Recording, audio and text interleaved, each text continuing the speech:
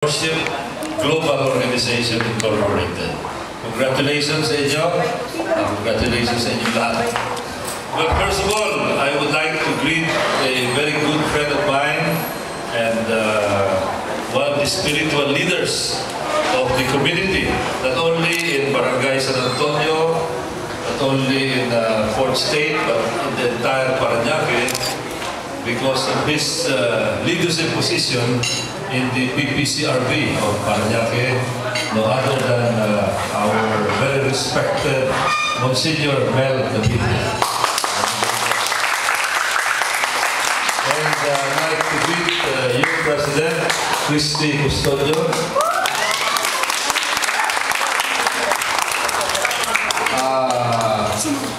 And of course, I'd like you to meet also someone that there's no need to introduce him here in the 2nd District of Parañaque.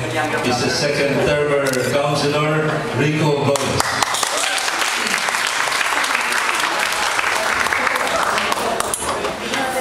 I would like to apologize. I came in late, and then I have to leave early also, because you know, Saturday for us who are in politics, who are elected officials of Parañaque, are always rough and tough and very tight, because we get invited on so many occasions.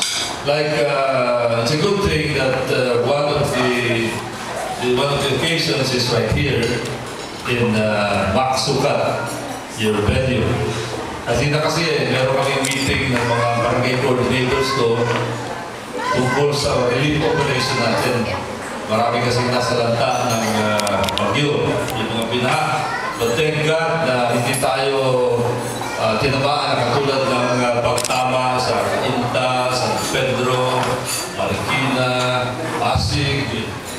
Yung sister ko, binaha yung bahay nila sa Pasig, lampas ulo. Ilang araw na may bahay sa lugar na sa Pasig. Hanggang ngayon, siguro mga 30% pa lang ang nalilinis nila. Pero dito, binaha, lalo sa mga malapit sa creek, pero madaling bumaba yung tubig. But nonetheless, meron din nasaktan, may isang nakikita ko na matay, kailangan tulungan, may nagkakasakit, pinawala ng mga damit, tinulang ng pagkain.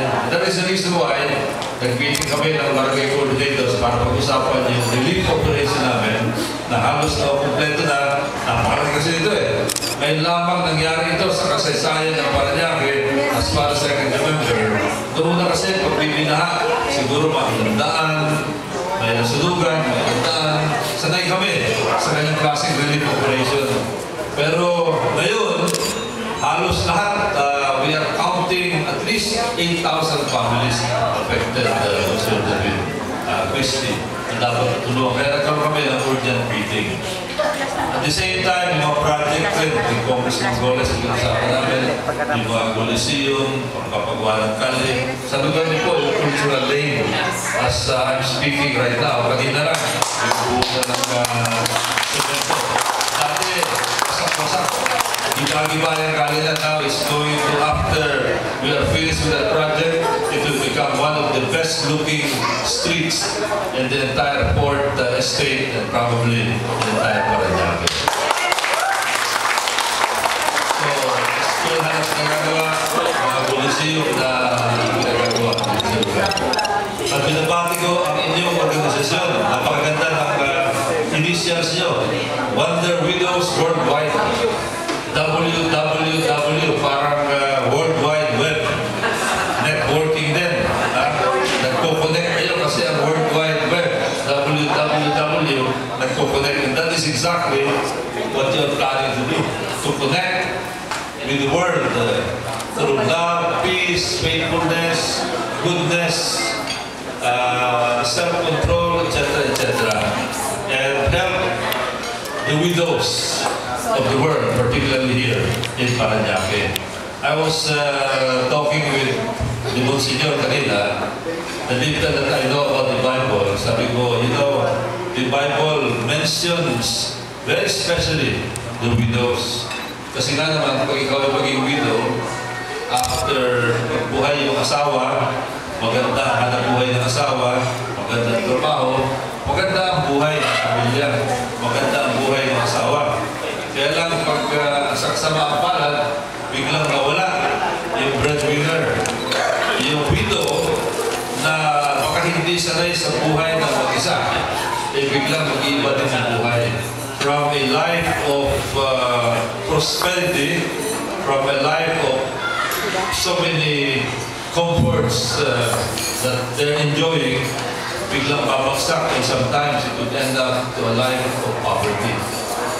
Marami kami nakikita ng ganyan na dati nakatira sa maganda subdivision, tapos bigla ko na lang may kita na nasa isang depressed area, yung pala just yung mga anak na dati nasa mga private school, biglang nilipat sa public school na magaling din naman, no? So, kami po nakikiisa sa inyong lalawinin, and if there's anything that we, the Goles family, Councilor Rico Goles, can do to help in your organization, to be one with you. Ilang pasensya na po kayo, katulad sinabi ko, meron mga nauna at meron pa mga susunod na kami pupuntahan. From here, we have to join our family. You know, one of the rules I have as a politician is that never forget the family. Pag meron kasi ng pamilya, kailangan present kami parati. Hindi pwede sabihin namin, busy kami sa ganito, busy kami ganito, kaya pasensya na, absent kami dyan, no.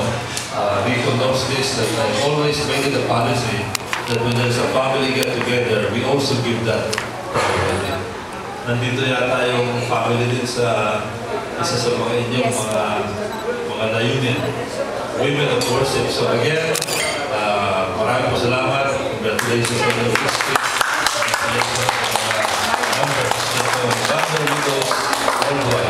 Women of Worship Global Organization.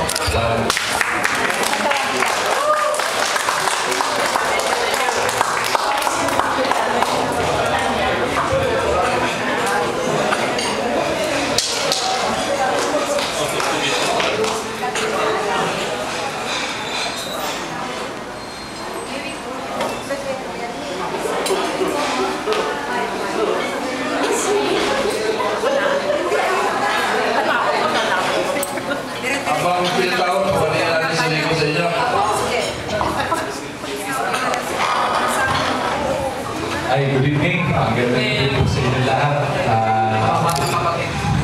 Ang batang kapatid po ako ni Congressman Lloyd Goles. Si Congressman Goles. Kaya may isang measure